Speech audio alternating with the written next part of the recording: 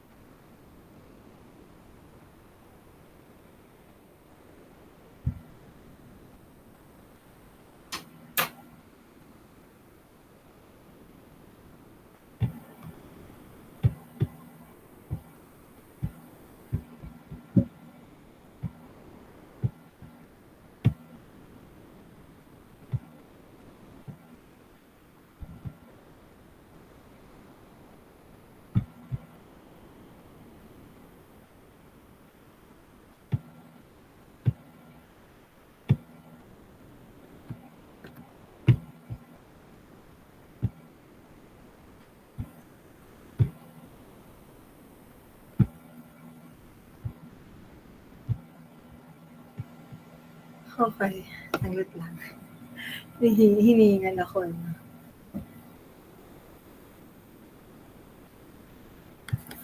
Okay, class, please i-promise niyo po sa akin na babasahin ninyo, no? Bukod pa dun sa ating mga lecture, magbabasa pa rin po kayo, no? Huwag nyo sanang i-rely lamang sa mga prof ninyo yung mga lesson natin, ha?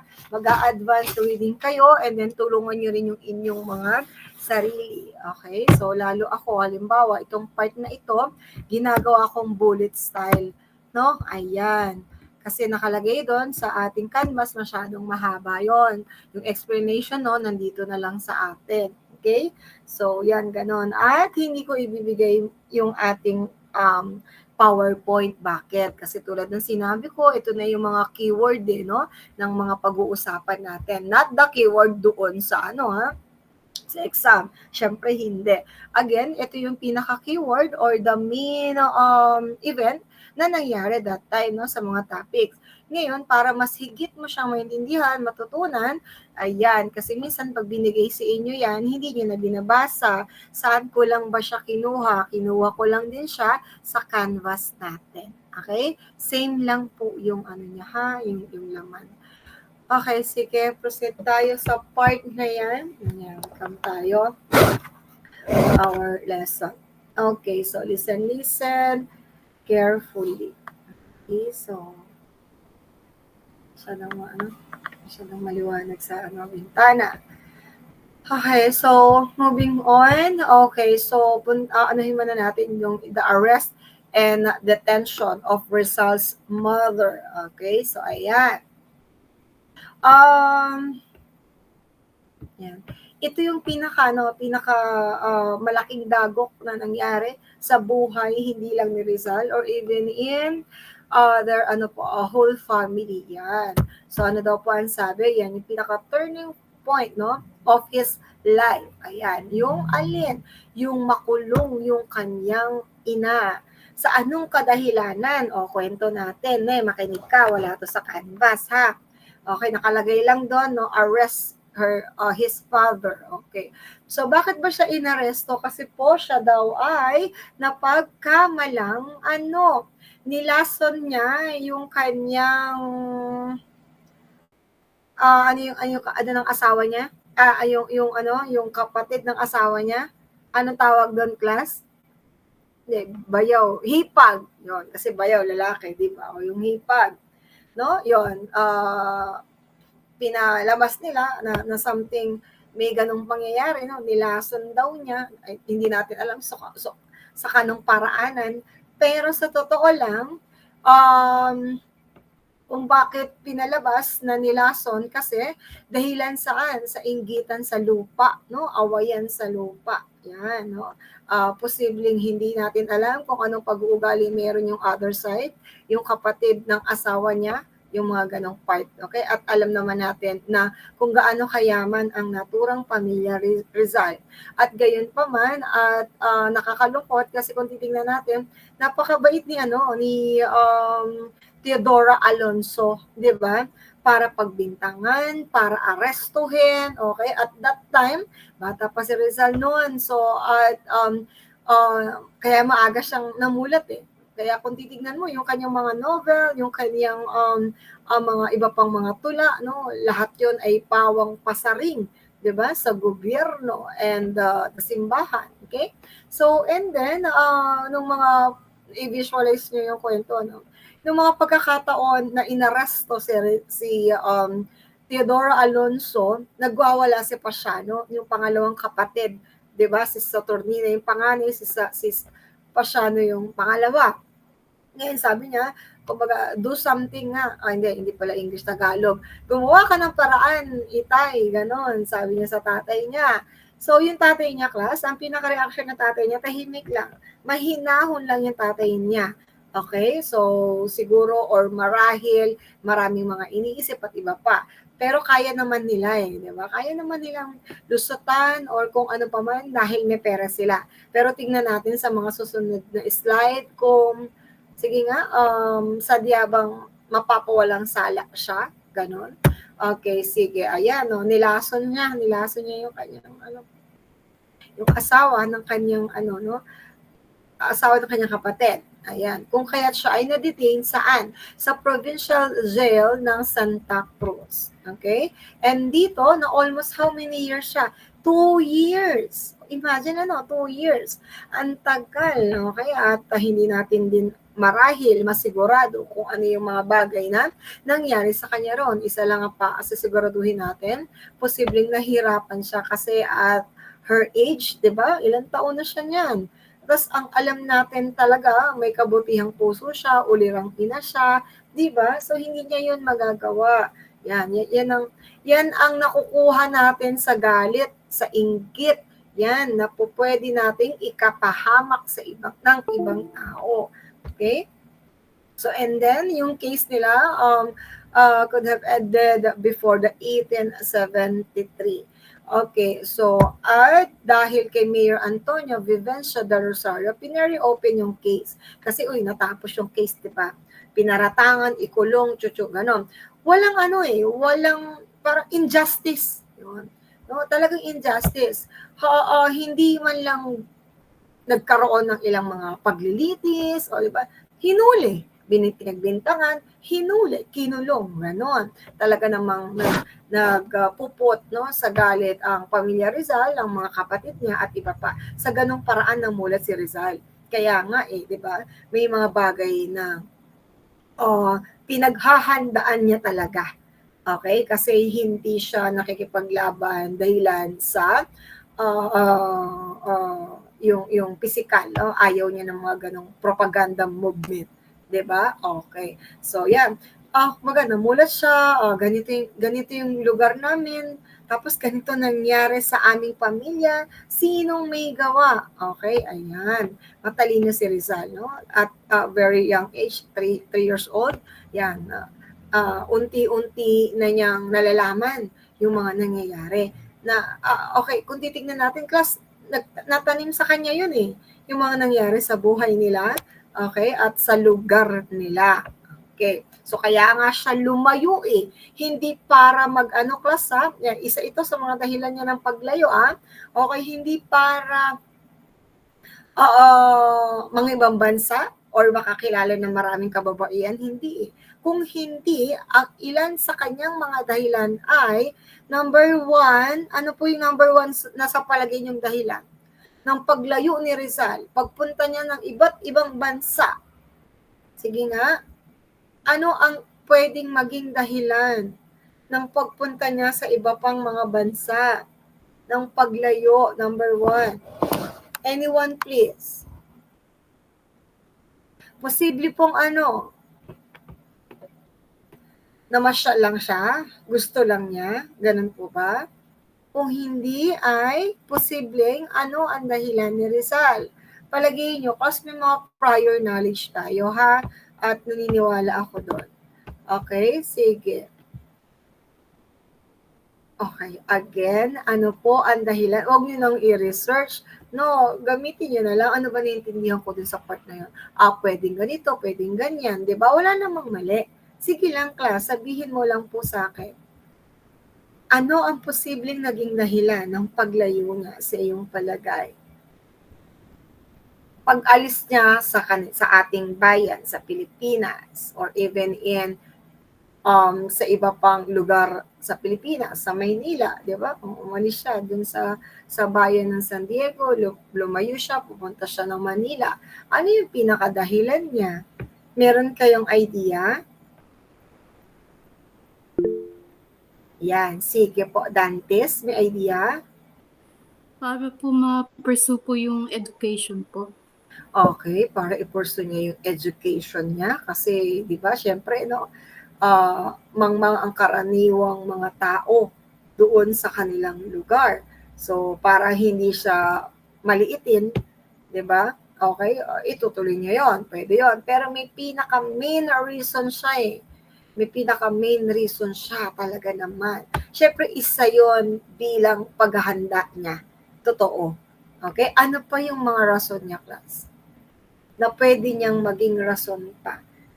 Makapag-aral, sige, ano pa?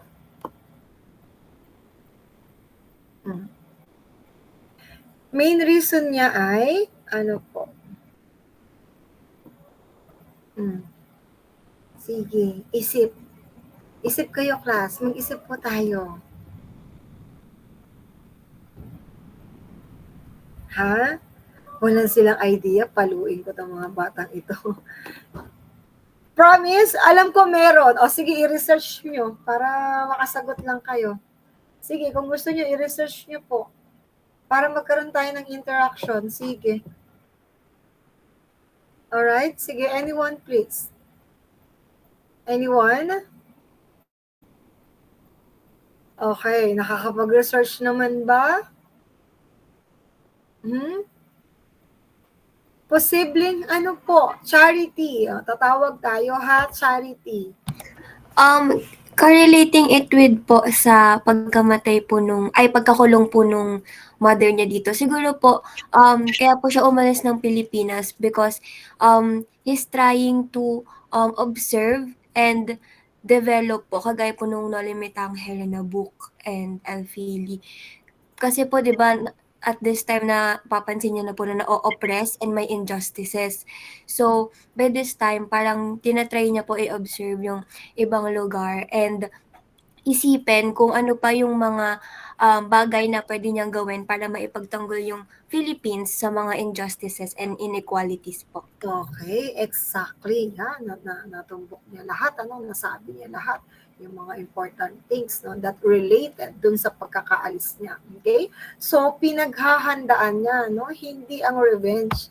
Kung hindi, pinaghahandaan niya kung paano siya makakatulong, 'di ba? At kung gayon pa man at kung paano susupilin okay, susupilin means tutuldukan yung mga pangyayari na nangyayari syempre sa kanila kasi talaga namang ang dami, 'di ba? Mga injustices at iba pa. Okay, tulad ng mga pa, naalala ninyo yung mga bagay tungkol sa in-implement nila like encomienda, prilocracy, okay? Kung natatandaan niyo may mga ganong bagay, no?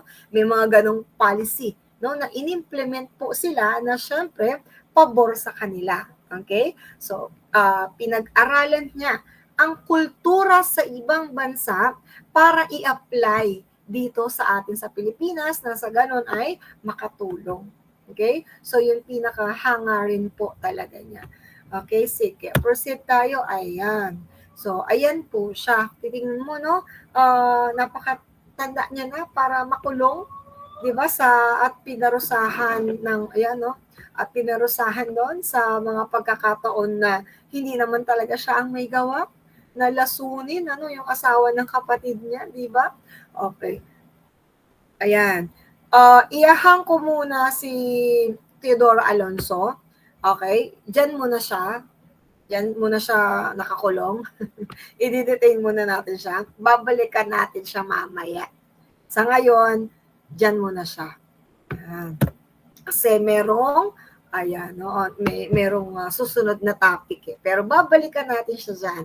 At ito yung magiging kasagutan. Kaya para mabalikan natin si Teodoro Alonso. Ay, hindi naman siya aalis doon, no?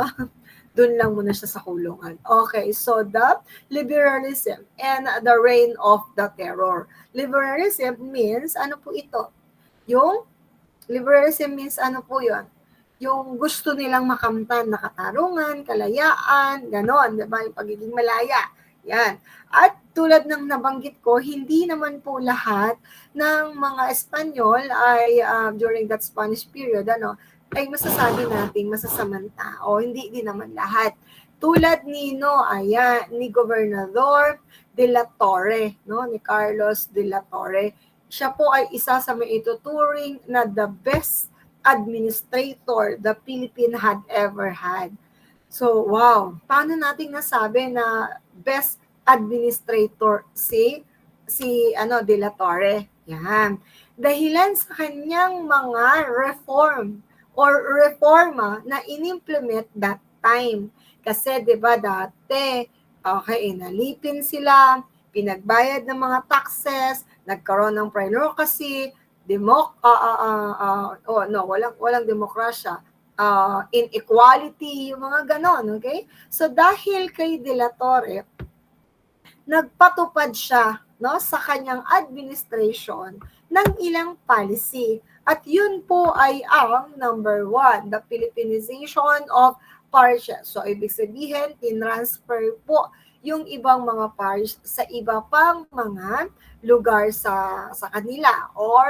Gayon pa man, okay, so nag-hire sila or nag-ano sila ng mas higit nilang minarapat na mamuno yung ilang mga Filipino parishes natin, di ba?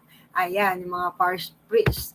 And then, yun, di ganon, siguro, or marahil, kasi like the mga kura, di ba? Yung mga kura, yung mga praile, kung tawagin nila, okay? So, nagkaroon ng rotation, kumbaga, di ba? Ayan.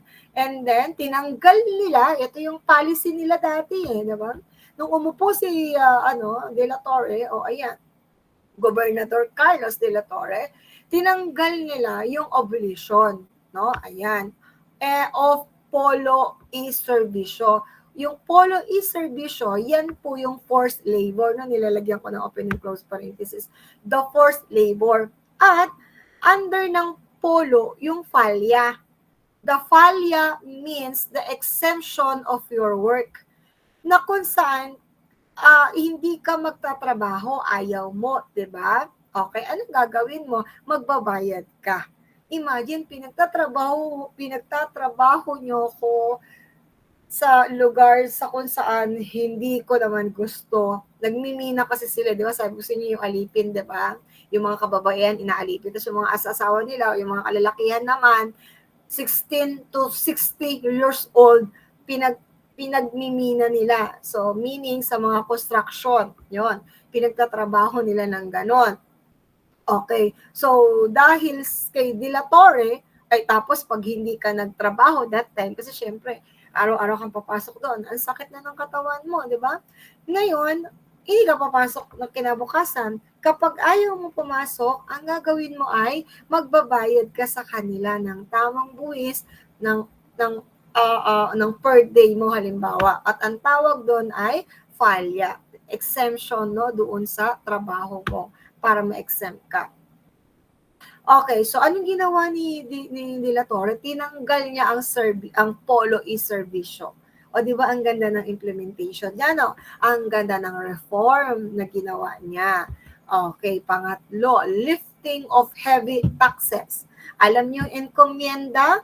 Okay, the encomienda, yun po yung tungkol sa land occupation.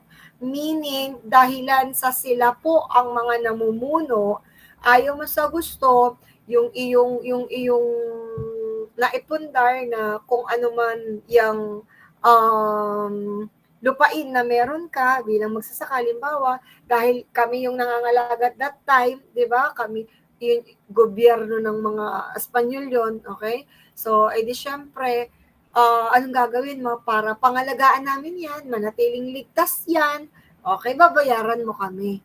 Pero teka, kung isipin mo, lupa namin yun na, bakit kailangan namin kayong bayaran? For your protection, no? Sabi nila, that's the encomienda, the land occupation, okay? So, nilift nila yon, nilift ni De La Torre, native military, ayan, servicemen and other reform in the army. Okay? So, and then, ano pa? Ayan. Nagkaroon din ng education for all. Ayan. So, lahat ng mga kababayan natin, uy, pwede na mag-aral, no? Lalo na sa mga colleges and the universities, no? Ayan. At panlima, yung mga Guardia Civil daw po, which was truly intended for the protection. So, ibig sabihin, kailangan magkaroon ng, kailangan equal. Yan tayo. Hindi po pwede na ang pinoproteksyonan nyo lang ay ang mga kuram, ang mga naninilbihan sa gobyerno, na ganyan, hindi po pwede. Okay? So, dapat, even in the civilians, no, lahat, kailangan ninyong proteksyonan kanya sa mga Guardia Civil. O di ang ganda ng implementation. Tingnan nga natin kung magtatagal tong implementation na to, itong reform na sinusulong niya. Yan. Okay, so and then under kay Father Pedro Pilaes, pinatupad niya ang circularization. Circularization means the separation of power and the state, no? Yan, the separation of their power, the state and the government, okay?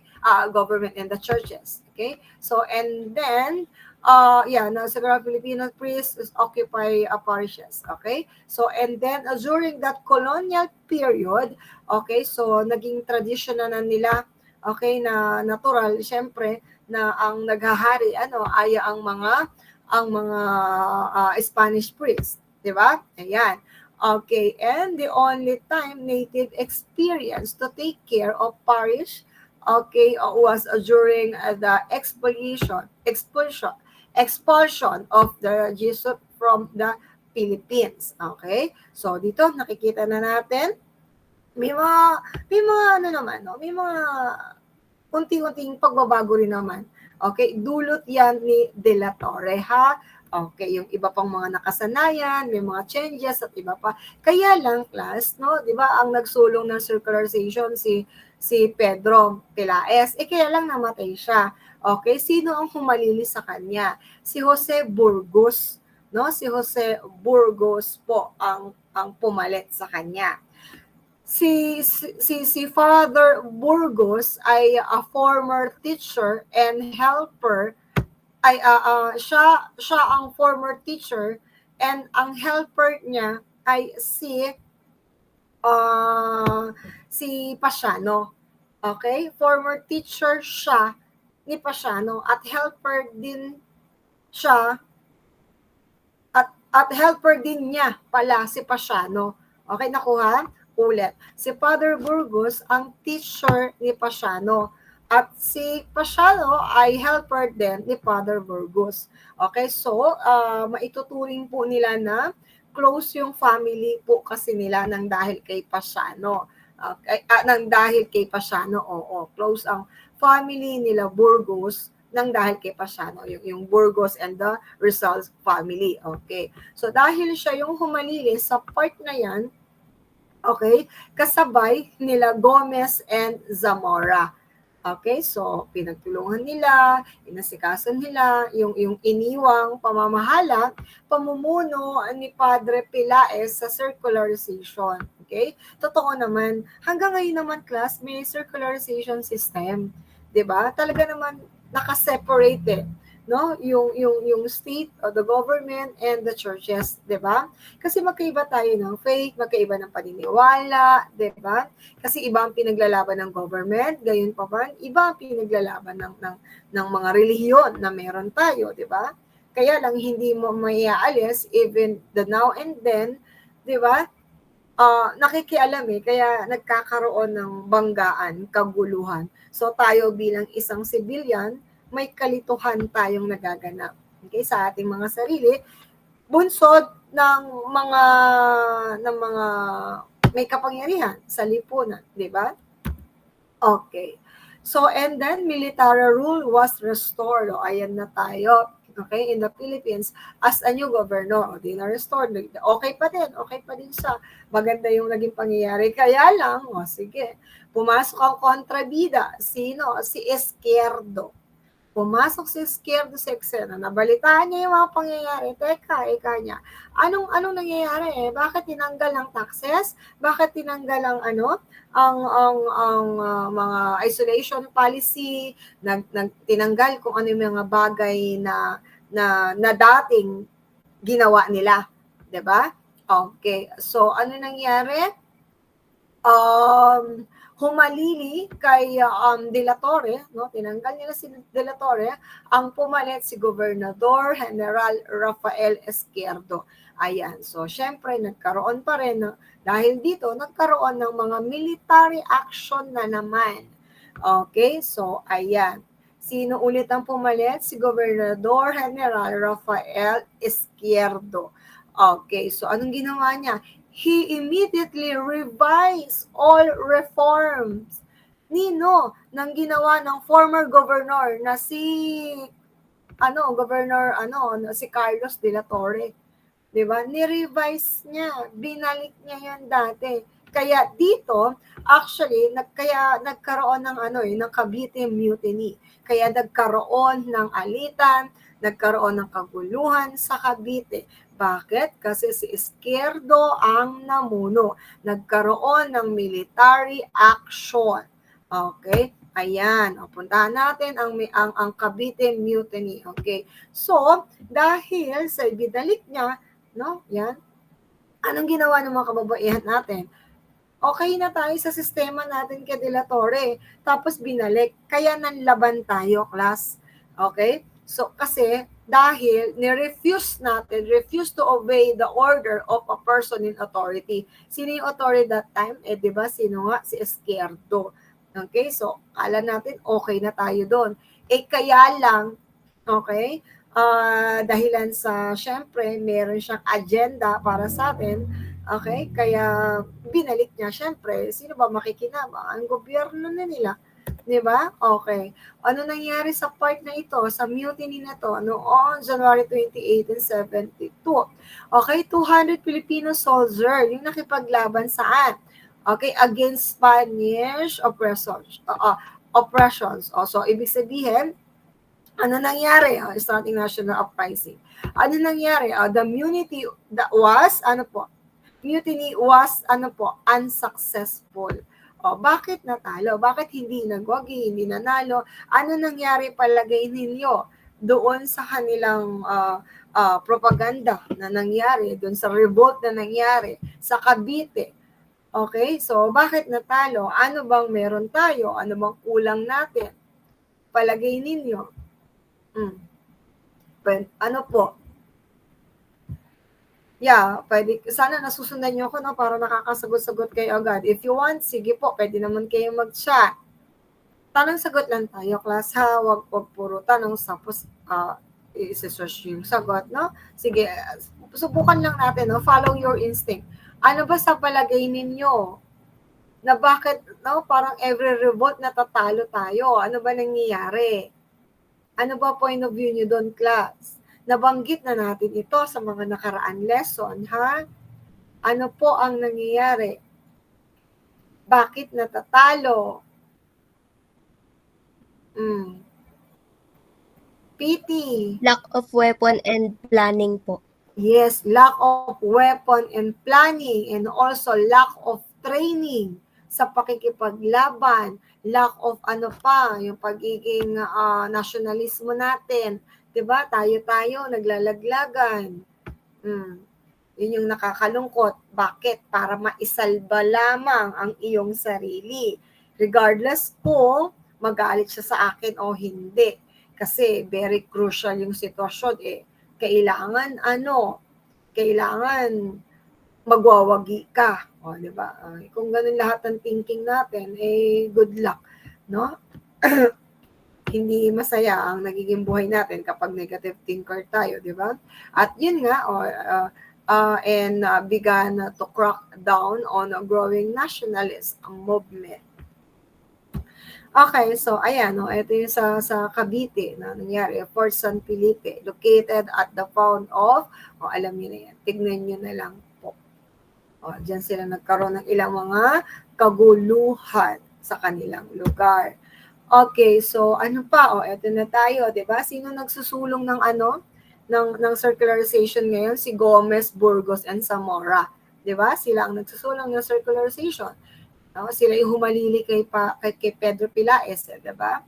Okay, so 'yun, isa sa yun ang isa sa naging cause ng kanilang mutiny. Okay? So dahil ano yung pinaniniwalaan ni Izquierdo to subject that Filipino labor in the engineer. Yung tax lang naman pinag-uusapan nila dito eh. Actually, tax lang naman yung pinaglalaban ni Izquierdo eh. Kailangan kasi silang magbayad. Nirefuse kasi nila, kaya nagkaroon ng kaguluhan. Diba? Yun ay nang dahil kasi kanino doon sa previously, exempt during the term of Governor General Carlos de la Torre. Yan.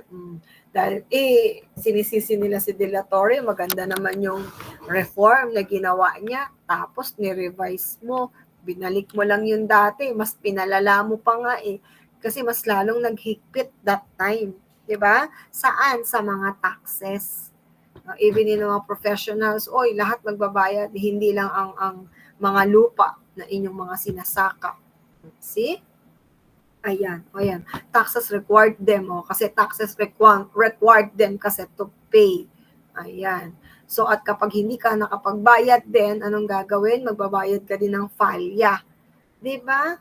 Okay. So, the falya means to be exempt from forced labor or deducted from them. Kaya kung buti na lang talagang we're so very, very blessed. Okay, so dahil sa isinusulong ng Gumbursa, yung circularization, syempre, si Izquierdo, di nagalit na naman sila. Okay, the mutiny led by a certain Filipino soldier na si Sergeant Lamadrid.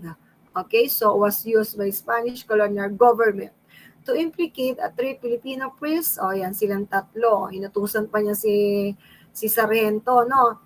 Na La Madrid, no? Ayan. During that time, collectively known as the Gumbursa.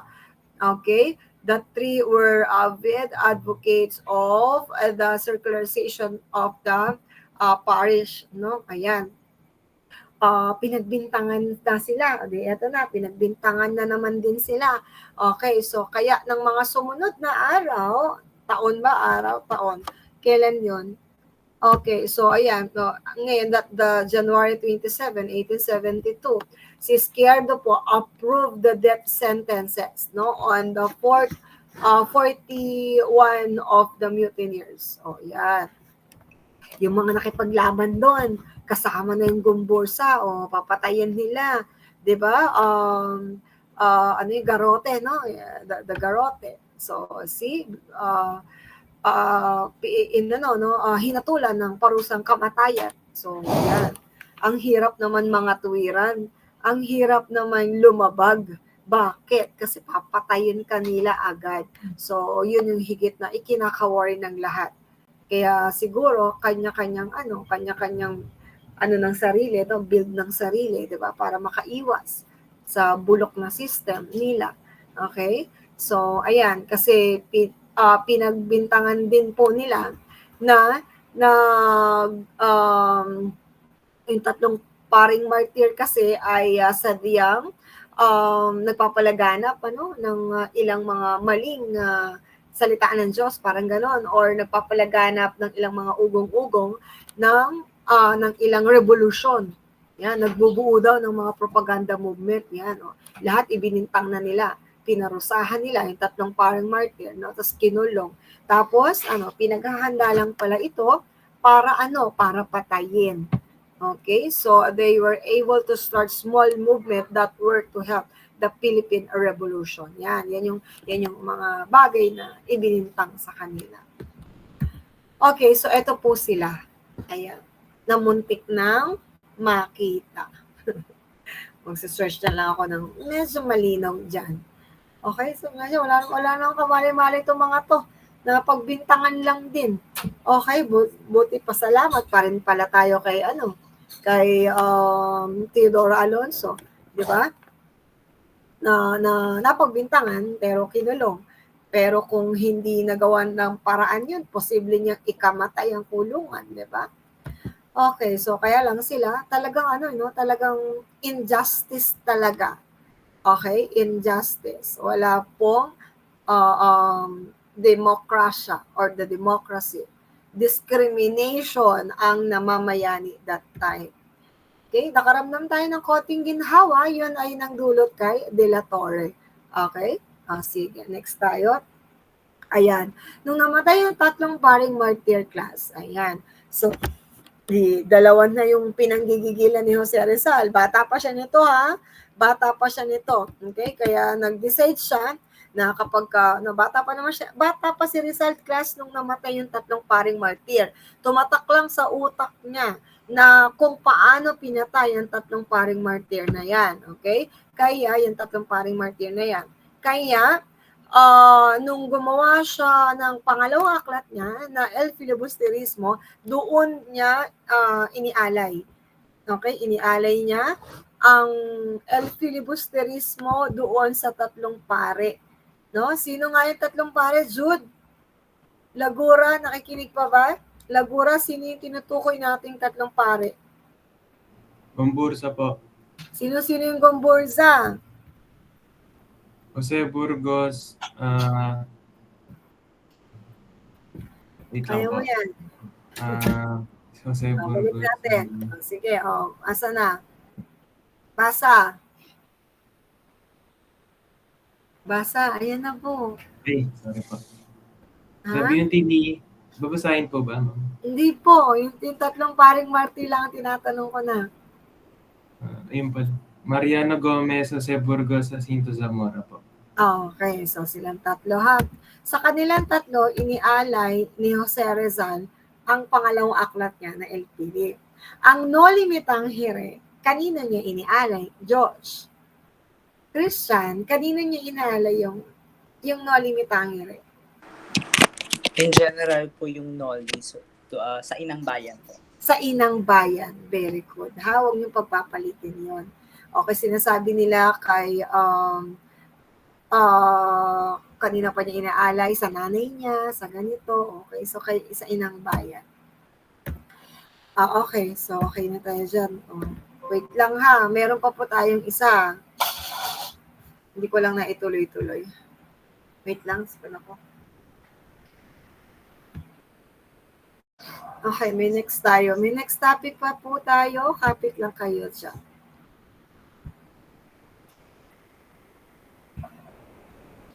Ay, nawala.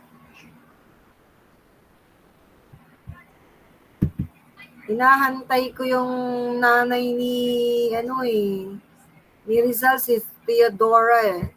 Bakit ma'am? Ililigtas kasi natin siya. Ilalabas natin siya. Kailangan mailabas natin siya ngayong araw na ito bago mag-alas 3. Tutulungan natin siyang makalabas, class. Okay, sige. Ayan. Sa mga susunod na topic. Okay, sige. Ayan, so tulad na nabanggit natin, okay, so puntahan muna natin, no, during that time na nag-aaral si Rizal. Okay, mga panahon nag-aaral siya. Okay, so alalahanin nyo ha, ang nanay niya nakakulong ha. Okay, nakakulong pa din si nanay niya. Okay, so yan, si Pasiano ang tanging tumulong kay Jose Rizal. Okay, noong mga panahon na kailangan niya mag-entrance exam, yung mga panahon nag-aaral siya, yan, ang gumagabay sa kanya ay si Pasiano.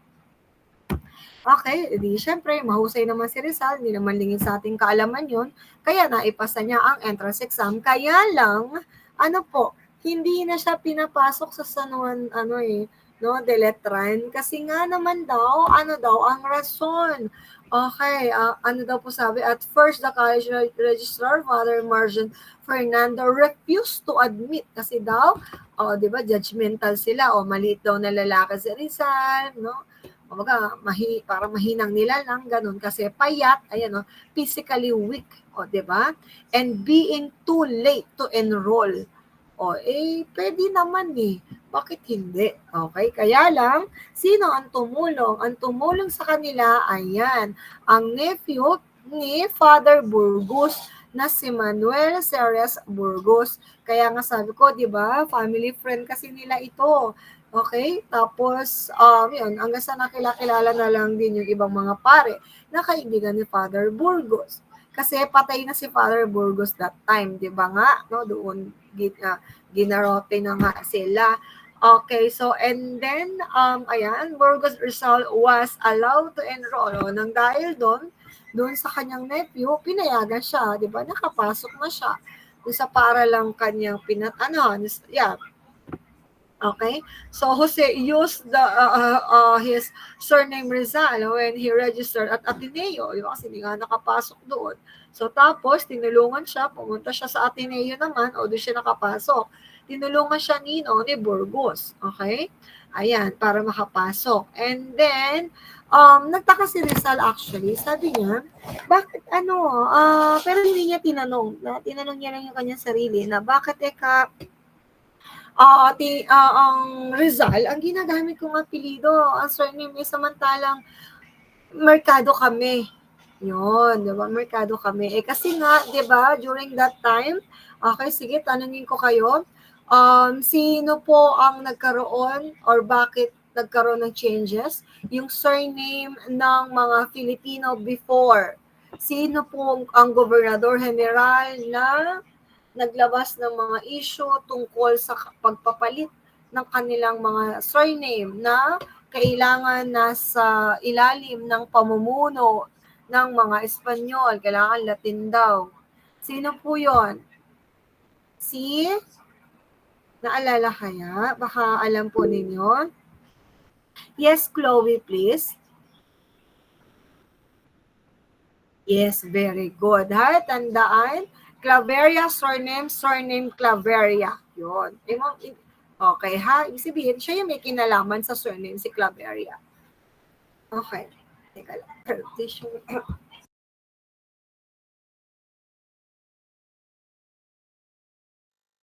Okay, bigyan mo ako. Ayan. And then, proceed tayo, part na yan. Si Pasiano, Father Burgos, favorite student. Di ba, nabanggit ko ito sa inyo kanina. Ayan, kaya class, nung namatay si Father Burgos, alam niyo po ba, sa buong pamilya nila Rizal, pinagbawal po banggitin si Father Burgos. Ngayon, nalulungkot si Pasiano. Favorite teacher ko yun di ba? Bakit bawal? Kasi nga, di ba, mainit yung mga yung mga gwardiya sibil sa kanila. Di ba? Dahil posibleng naiinggit or nagagalit kay Rizal, di ba? Tapos, isa pa to sa ipapasok mong problema, no? Si Pasiano, baka naman talagang madamay na tayo lalo higit, nakakulong pa yung nanay mo, sabing ganon, 'di ba? Kaya yun, galit na galit si Pasiano kasi bawal pag-usapan si Father Burgos sa pamilya nila dahil daw ba kapag may nakarinig, posibleng ipahuli sila at mapagbintangang may kinalaman pa sila kay Father Burgos. 'Di ba? Yun, ganun pala ang Marites before, mga chismis nila. Ang bilis. Okay, and then the Ateneo was located Intramuros. Okay. Anong tawag dyan? Escuela Pia. Okay, so being more liberal, okay, and then the Dominicans, okay. So natuwa naman si Pasiano, feeling niya safe yung kanyang kapatid doon.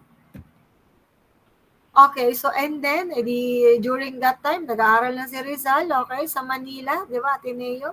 Mas gusto niyang mag-aral sa Ateneo unlike sa UST. Sa UST may discrimination, mamaya ilalatan natin Okay, Rizal first boarded outside Intramuros. Ang tawag sa outside ng Intramuros ay externo. Okay, yan ay under sa supervision ni Doña Titay. Si Doña Titay ay isang sprinter. Spinster means matandang dalaga. Okay, so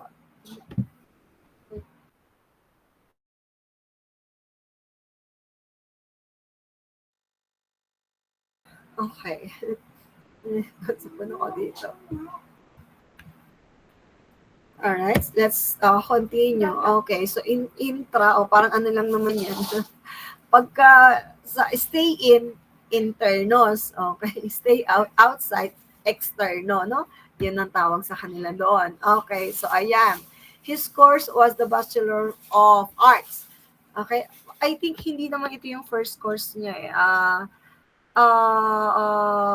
Bachelor of search yun kung ano yung pinaka-course niya. Basta about the letter, I think, si-search natin mamaya yan. Babalikan ko kayo. Hindi naman Bachelor of Arts agad, yung pinaka naging first course ni Rizal. But anyway, his course was Bachelor of Arts and his first professor was, si Father Jose Bech.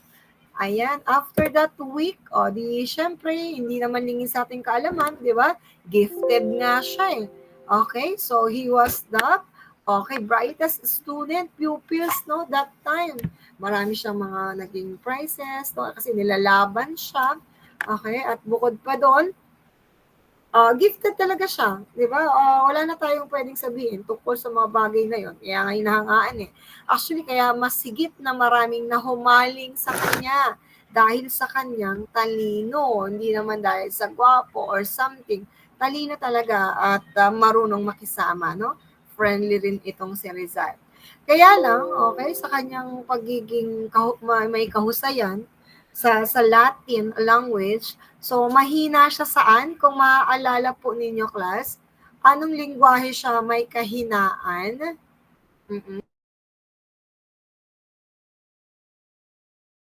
Anyone, saan siya mahina? Anong language po?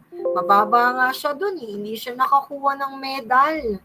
Pero sa Latin, wow, nakatapos siya ng with high honor. Sige, ano daw po? Yan, sinipon ako.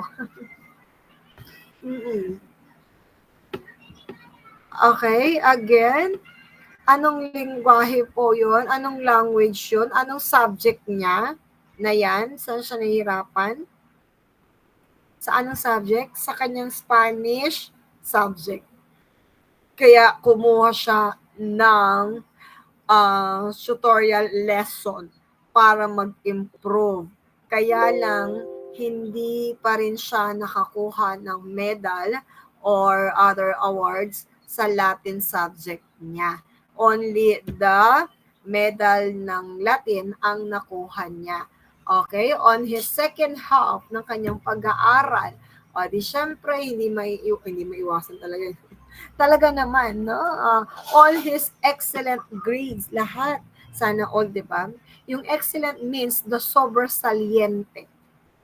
Okay? Sobresaliente. Kaya sana makakuha kayo ng sobresaliente. Ayan. Soon, manifesting, di ba? Okay, so after ng kanyang ilang mga pag-aaral, summer vacation, 'di ba? O pumunta siya saan? Doon sa kanyang nanay. Pero kaya lang ang nanay niya ano daw was still in prison. Kaya hindi niya na-enjoy yung kanyang bakasyon. Okay. So, at ito po yung Ateneo. Yan. University, Ateneo de Manila University. Okay, so after that summer vacation niya, di nag-aral siya ulit after nung kanyang second year ng termino sa Ateneo. Okay, ano na nangyari? Umuwi, tawag din tulad ng nabanggit natin, normal na sa kanya yon. Nagkaroon siya ng ilang mga gantimpalang na sobresaliente again and again, pero hindi siya nakakuha ng award sa sa Spanish. Latin lang, okay. So ngayon, pagka uwi niya ulit, after ng second vacation niya, ng second year college na siya, dinalaw niya yung nanay niya. Tapos yung nanay niya, nagkwento sa kanya yung nanay niya kasi nanaginip, no? Ngayon, yung panaginip na yon ng nanay niya sa kanya, binigyan ng magandang interpretation ni Rizal. No, anong sabi niyang ganon? Magkakatotoo yung yung panaginip mo. Maganda yan, sabi niyang ganon. Okay. So, and then, after Jose had left for Manila, okay, may piyesta sa kanilang lugar sa Calamba, Laguna. Okay. So, si Governor Izquierdo, was a provincial visit to Laguna. In-invite nila, syempre, kaya siya bumisita. Okay, o di may mga kasiyahan at iba pa. Ngayon, si Izquierdo class, tuwan-tuwa doon sa batang babae na sumasayaw. Ngayon, sabi ni Izquierdo, sayaw ka nga ulit, napakahusay mo, ang galing mo. Sabi niyang ganon. Ngayon, ni-refuse nung batang babae, bata. Siguro sabi niya, ayoko nga. Tinanggihan niya si Gobernador Izquierdo. Baka hindi niya kilala kung gaano kataas na tao to. O siguro, dahil alam naman ni Izquierdo na bata yung kausap niya, binigyan niya ng deal. 'Di ba? Okay, ano man ang i-wish mo, i-grant ko. 'Di ba? Sabi niya. Okay, so and then ano kaya yung class? Ano sa palagay ninyo yung wish ng batang babae? Anong palagay nyo? Sige, guess lang naman.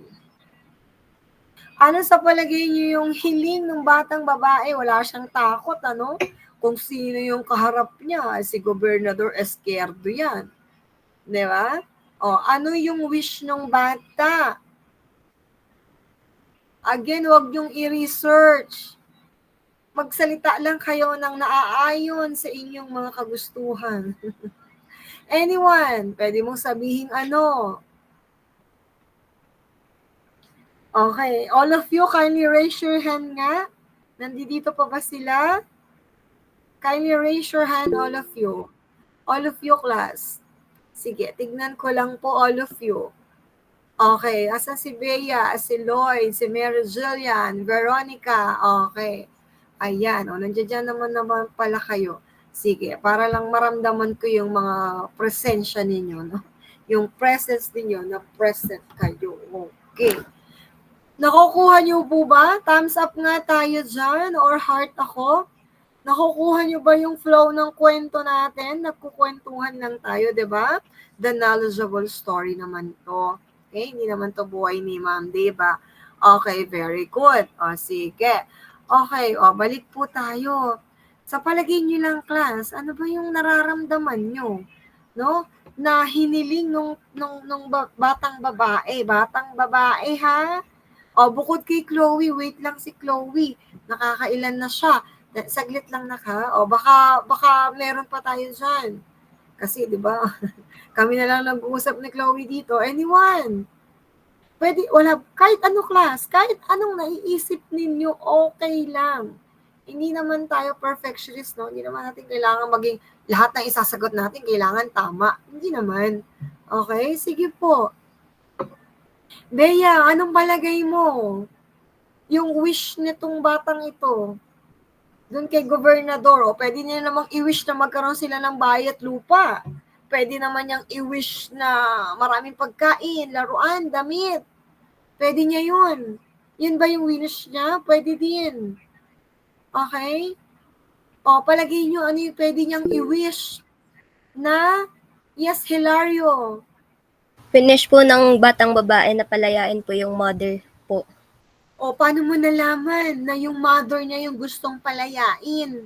Kasi parang out Hmm. of, parang yun yung related po sa, bukod sa, and that time po kasi, ma'am, Oh. during the Spanish regime nga po, like you said, yung mga bata po that time, hindi naman po laruan ang Oh. mga hinahanap, kundi parang peace with their families. Ayun, kalayaan talaga. Okay. So, ayan, di ba? Kumbaga, so parang sinasabi mo ano, no? Kasi talaga naman yun sa kasalukuyan eh. 'Di ba? Ang mga bata, syempre, nababago yung henerasyon.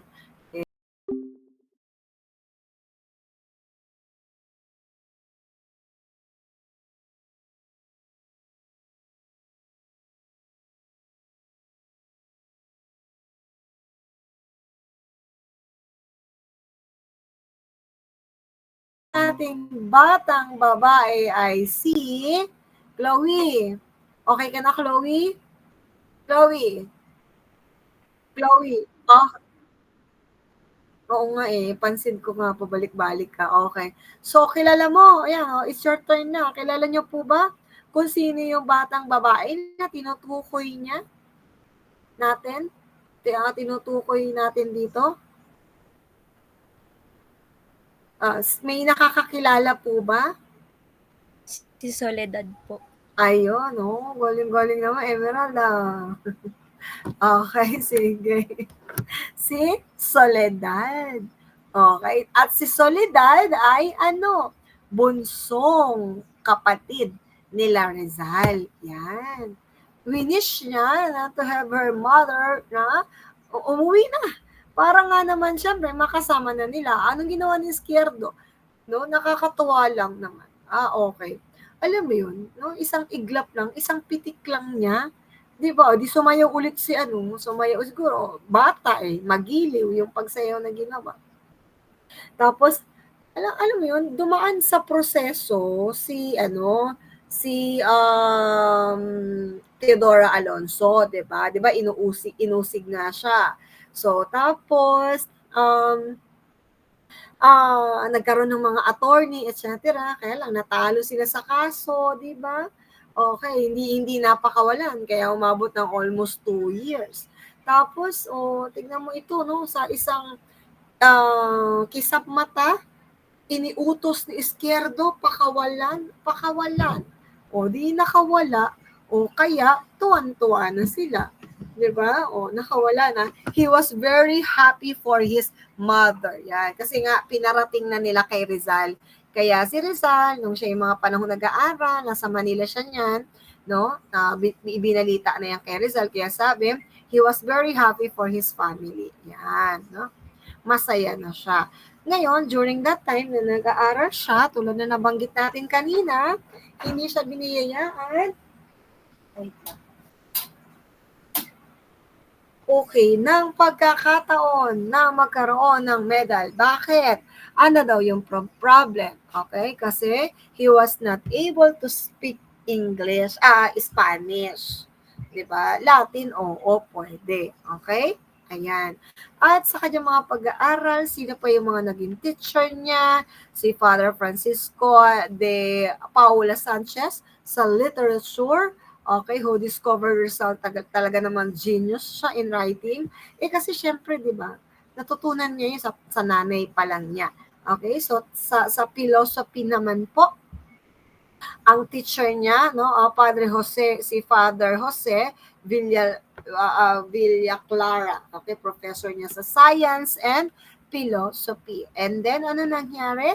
At age of 16, graduated na siya, no, at age of 16. The degree of Bachelor of Arts with highest honors. Wow. 16. Ilan taon na tayo? Okay? Ayan. Ang galing-galing naman. Gifted nga eh. Tayo kasi, gifted din naman tayo in some other way naman. No? Di ba? Magagaling tayo. Tandaan nyo yan, ha? Bawat individual. Okay? So, edi, okay na tayo dyan. Puntahan natin, no? Hindi lang po siya magaling sa kanyang sa mga academic or even in sa mga extracurricular activities din siya magaling. Ayan, may mga sinilihan siyang extracurricular. Naging secretary pa nga siya ng Marian Congregation. Kasi nga, di ba, devoted siya ni Our Lady of Fatima Immaculate Conception. Okay, so and then, nag-aral siya ng fine arts. Ang galing din, lahat na lang, okay? So, ikaw na talaga, Rizal. Okay, at ang kanyang ipininta ay ang image of the Virgin Mary. Hindi niya ipininta. Okay, sa wood carving, no? Yan. Iniukit niya, ayan, ang image of the Virgin Mary. Okay, at ito po ay, the Athenians later decided to better display the image of the door of their dormitory, wherein stayed there for several years. Okay? So, ayan. At ito po yung mga favorite ni Rizal, ha? Mga favorite na babasahin lang po niya yan. Okay? Yung Historia Universal, The Count of Monte Cristo, and The Travels in the Philippines. And yun lang naman. Lover of poetry. At ito pa po ang iba pang kanyang naging babasahin. Ayan. Yung mga favorite niya, hindi naman niya pinagsusulat yan. Mga favorite niya yan na babasahin. Okay, sige. Punta tayo sa university life at UST. Okay, mas pabor siya sa class, no? Mas pabor siya sa Ateneo. Kasi dito parang iba yung klase, no? Na yung mga tao. Okay? Ayan, kasi mayayaman, siguro, kaya gano'n, naiilang siya. Hindi siya masyado naging masaya sa kanyang mga naging pag-aaral dyan. Okay, so ngayon, nagtatalo sila, ang kanyang asawa na si Pasiano, di ba? Kasi nga, ay, di ba? Kung titingnan natin, ay sadya namang nakalaya na yung nanay, di ba? Nakalaya na. Okay, kaya eto na, nag-usap silang mag-asawa ni Francisco Mercado na kung ano yung kurso na kukunin niya, ano yung susunod na pag-aaralan ni Rizal kasi nakagraduate na siya ng Bachelor of Arts, di ba, sa Ateneo. So therefore, ano na ito? Gusto nila, okay, ng kanyang ama, ng kanyang ina, sige, kung gusto mo mag-aral sa Manila, okay, ang kukunin mo ay the agriculture, okay? So, dahil yun po ang, syempre, farmer yung tatay, di ba? Okay, so, and then, Rizal was uncertain on was course. Okay, alumpit siya na makukunin niyang course. Kaya sinulatan niya yung kanilang close family friend din na si Padre Pablo Ramon. Okay, rector of Ateneo. Yan, no? Yung kanyang kakilala ron kasi doon siya nagtapos, di ba? Nagtanong siya daw, nagpa-advise siya doon, ano ba magandang course na kunin niya. And suddenly, hindi naka-reply si no, doon sa letter niya. Okay, late na dumating. Kaya ano nangyari? He was already enrolled na siya sa UST. Ayan, na kanyang philosophy and letters. Okay. So, tama. Bachelor of Arts nga. And then, the second course niya ay the Philosophy and Letters. Okay? So, sinadjust ng kanyang tatay. The Philosophy of Letters. Una, the Bachelor of Arts and the Philosophy of Letters.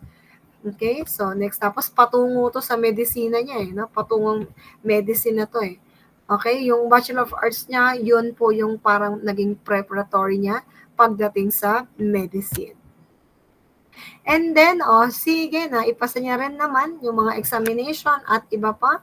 And at age of 17, di ba, naipasa niya yung mga examination. Okay, at iba pa. 17 na siya. Kung kaya, nagpe-prepare na siya saan, okay? Sa pag-aaral niya sa medicine. At kung bakit yun ang gusto niyang kunin ay ang number 1 reason. Okay? So, his mother's failing eyesight. Okay? Bakit? Yung kanyang ina ay may katarata. Okay? May katarata yung nanay niya, ha? Okay, anong ibig sabihin nun? Yung mata ng nanay niya ay, actually, dalawa nga yun eh. Hindi lang isa eh. Malapit nanlalabo na yung mata. Kasi nga, may parang lumot sa mata niya. Parang gano'n, no? Yung mga puti-puti, yun yung katarata. Pangalawang dahilan niya ay gusto niyang tulungan ang inang bayan. Suportahan yung kanyang mga nasasakupan sa tulong ng kanyang libreng pagbibigay, panggagamot sa kanila. Libreng panggagamot. Hindi libreng gamot pala. Libreng panggagamot para sa kanila.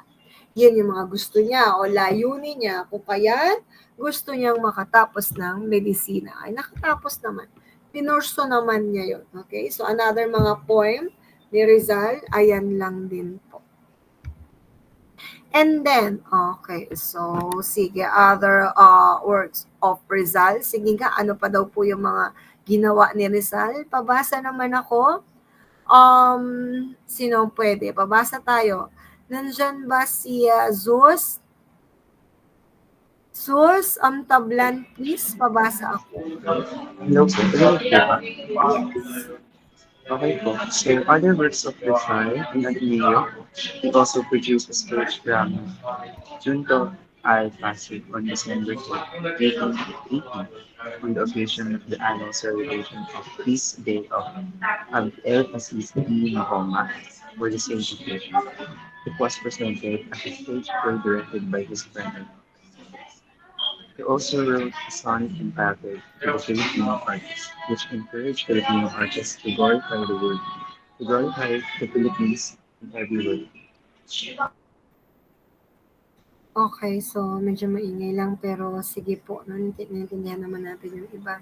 O, di ba? So, yung other works of Rizal, bukod dun sa mga poem niya, ayan, gayon pa man, sumali rin siya sa mga dramas, stage play, no? Sa doon sa kanila sa Ateneo. Kaya gustong-gusto niya eh. Okay? Unlike doon sa UST. Okay, sige, ayan. Puntahan natin ang ilang mga naging babae sa buhay ni Rizal. Bilangin natin ha. Pero class actually kulang to ha. Kulang pa po ito. Kasi wala pa dito yung mga nakilala niya sa Japan, sa Belgium, sa Paris, sa Europe. Wala pa po ha. Yan. Ito yung mga naging close friend lang niya. Dahil sa kapatid niya, dahil kababata niya, yung mga ganon. Ito yung mga naging first love niya. Okay, number 1. Sino? Si Julia. Ayan. Lahat naman ay sadyang mahuhumaling kay Julia. O, tignan mo si Julia. Ayan. Nung kailan yan? Nung 15 years old pa lang sila. Yan. He's so a pretty young girl wearing a red skirt. O, ayan. Yan yung description. Kaya lang, masyado pa silang basta. 'Di ba? Kaya hindi naman nagtagal yung relasyon na meron sila. Kumbaga parang lang yan, class. Puppy love. Hoy, may puppy love si Rizal. Ayan, yan ang puppy love niya. Pero pag pinag-usapan ang intimate love, si Segunda Katigbak yun. No? Si Segunda Katigbak. Kaya lang, hindi naman siya gusto ni Segunda Katigbak. Na love at first sight lang siya. Si Segunda Katigbak kasi ay, ay kaibigan ni Olympia. No, ng kapatid niya. Si Olympia, kapatid niya, di ba?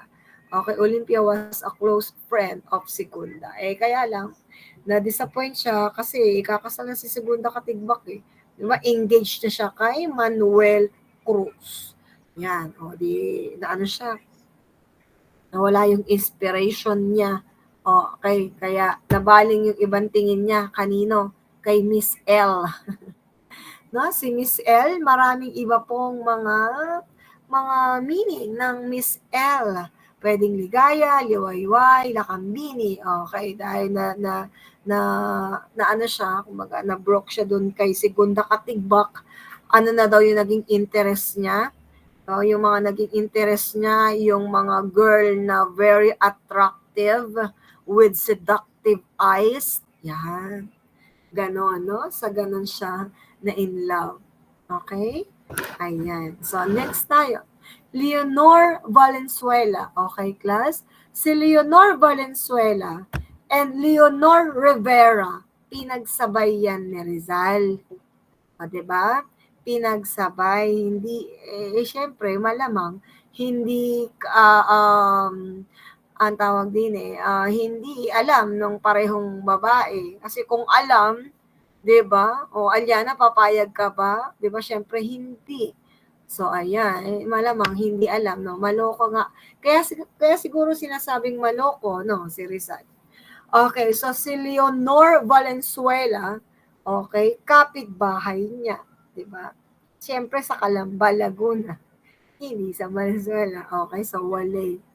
Next, si Leonor Rivera, ayan, pinsan niya si Leonor Rivera, I think third cousin naman na, no? Ayan, search nyo nga sa batas kasi parang third cousin, pwede naman eh. Okay, pero syempre, immoral pa rin yun sa atin, ha? Hindi pa rin siya talaga pwede. For me, kasi kahit na third, fourth, fifth cousin pa yan. Kasi hindi pwede. Okay? So kaya lang, dahil secret yung pagmamahalan nila, tumagal ng almost, sige nga, kung nakikinig tayo, Lloyd, nandiyan ka ba, Lloyd? Lloyd, John Lloyd. O, di ba, wala. Nasa si John Lloyd? Villalon. O, see? Plus, effort tayo dito, ha? Please do your part also again. Pasqua. Yes po, ma'am. Ilang taon po sila ni Rizal? Sige, babasahin niya pa. Kung nasusundan niyo ako, sana nasusundan niyo ako, ha? Sige, look. Ilang taon po sila ni Rizal, ni Leonor Rivera? Tapos mo nabasahin? 11 po, ma'am. Okay. Nabasa mo ba ng buo? Nabasa mo naman? Opo, ma'am. Okay. Sabi ko sa iyo. Pag madalang sumagot yan, alam na nila. Ang tawag niya, class, di ba, tayo, no, sa mga lovers, ang tawag natin ay, ano yung mga tawag nyo? Babe, mahal, yan. Sila, ang tawagan nila ay, ang tawag ni, Timis. There's a good name, Leonor, as Timis. Ang tawag niya kay Leonor, Timis. Bakit? Siguro matamis ang pag-iibigan nila. Di ba? Iyan. Okay yan, Timis. Di ba? Walay si ma'am. So, okay na yan. Tulad ng sinabi ko kanina, Rizal started to grow unhappy at UST. Bakit kaya? Na-disappoint siya dahil bakit? Basahin natin. Diana. Yes po. Babasa naman. Rizal started to grow unhappy at UST. In the 5 years of his stay at the university, he had seen the most disappointing times in his life. His aggressive attitude towards Spanish students who discriminated and ridiculed him and his friends did not escape the eyes of the Dominicans as they began to become hostile to him. Stories of students from abroad brought him to a realization that teachings in UST were not anymore up to date. Rizal has lost his first scholastic honor. Although his grades in the philosophy course during his first year were excellent, his 4 years in the medical course were not that impressive. After Jose Rizal's 4th year in medical studies in Santo Tomas, the University of High Learning in the Philippines, whom Rizal was disgusted of its primitive methods of instructions and the racial prejudice of Dominican professors against Filipino students. He was brought to realization that pursuing further studies abroad will be much better. Okay. See, yun yung ilan sa dahilan. Iba daw yung iba ang ugali, no, na meron sila, unlike dun sa Ateneo, medyo in-enjoy niya pa. Okay, so and then, sige po, lastly, last na po tayo. Kasi may tinatawag natin kanina. Sean, pabasa nga ako, Sean. Last na tayo. Sean. Matthew. Nako, sinasabi ko sa inyo, ha? Oh. Sean, Just Japers. Job, Matthew. Kaya kayo. During that time, the government of Spain was constitutional monarchy where human rights were protected and considered, specifically freedom of speech, of press, and of assembly that were all denied in the Philippines. Such atmosphere of freedom led Rizal to travel to Spain not only to study but also to carry out his secret mission that he long been conceived with the approval of his brother Pasiano. Okay, yun yung sinasabi natin kanina, 'di ba? Nung pinakasimula pa lang, may secret mission talaga si Rizal. Kung bakit siya, no, mas pinili niyang mag-aral sa ibang bansa. At nabanggit na rin natin kung ano-ano yung possible na secret mission niya. Okay, so meron pa ba tayo? Wala na. Okay, so ulitin ko po, class, ha? Hindi po pwedeng hindi ninyo basahin. Kung nakinig po kayo sa akin, no? At tapos babasahin mo pa yung nandoon sa ano natin, sa canvas po natin. Ay, wow, no? Yan. Kahit pa pagbalik ta rin po yung exam, kaya natin siyang sagutan. Okay? So, kaya huwag lamang po kayong magre-rely sa akin or even in the other teacher ninyo sa iba pang mga subject. Kasi minsan nangyayari, ay hindi naman yan nabanggit ni ma'am, ay hindi naman yan naturo. So, please, supportahan natin yung bawat isa. Okay? Kasi una, hindi po ako yung gumagawa ng exam, di ba? O pwedeng hindi rin sila. So, huwag natin i-blame. May mga pagkakataon talagang ganon. Okay? So, na, hindi parang hindi to na ituro, hindi to nabanggit last, ganon. So, kasi may mga iba-iba tayong interpretation. So, ang akin lang, no, para maka-assure tayo na naintindihan natin siya, tabo naman, no, very detailed na yung ginawa ko. Malay ko ba kung ano yung nasa exam? Hindi ko po alam. Ha? No, basta tayo, we're doing our part. Kaya, please, konti pa, push nyo pa, magbasa kayo, malaking tulong yon. Okay? At least meron na kayong prior knowledge, meron na kayong background, kasi nakuha nyo na yung pinaka-context, diba? Okay, so kaya, konting intindi pa, highlight nyo pa yun, yung iba pa doon. Okay, naintindihan po ba? Long test tayo next meeting, itatakal natin yung chapter 5. Tapos isasend ko sa inyo yung 2, masyado kasi mahaba na ano na natin. Okay, so may question pa ba kayo dyan? Okay na tayo? Di ba, nagtatanong lang ako ng question. So wala. Ibig sabihin, wala. Wala naman. Okay, so wala naman. Alright. Sige po. Paalala ko lang, yung assignment natin na nasa Canvas, pakitapos na po. Pakitapos na, pakisagutan na. Okay, so bibigyan ko yun ng deadline kahit wait lang. Maglalagay ako ng deadline, ha? Wait lang. Diba tayo? Lalagyan ko kayo ng deadline doon sa gawain natin na iyan. Actually,